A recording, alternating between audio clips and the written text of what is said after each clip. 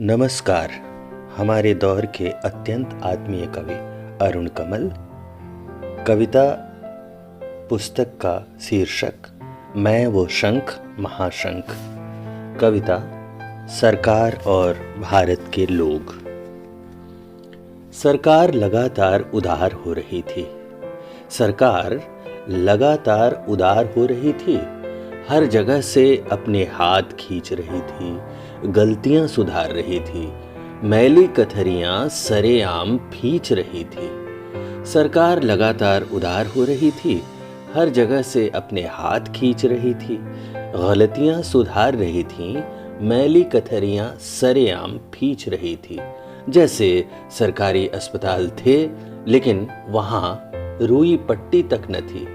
नर्सें स्वेटर बुनती रहती, डॉक्टर कभी कभी सैर पर आते और बेड के नीचे कुत्ते सोए रहते। केवल लाश घर पर सरकार का पूरा नियंत्रण था। इसी तरह समझिए कि स्कूल थे, लेकिन कमरों में सुअर घूमते, घंटी मंदिर में बजती और मास्टर मुर्गियां गिनने के काम में लगाए गए थे।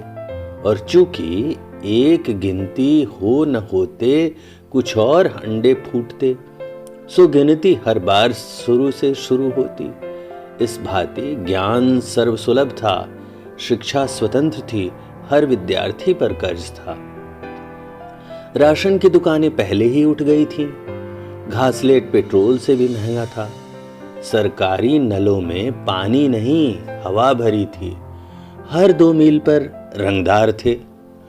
कोई भी कहीं भी मारा जा सकता था, ऐसी उदारता थी। परंतु हर नागरिक को पहचान पत्र लेकर चलना अनिवार्य था। सरकार बिगड़े जमींदार की तरह सारे कल कारखाने, चम्मच कटोरी बेच रही थी और अंत में उसने बच्चों के दूध की बोतलें भी बेच दी।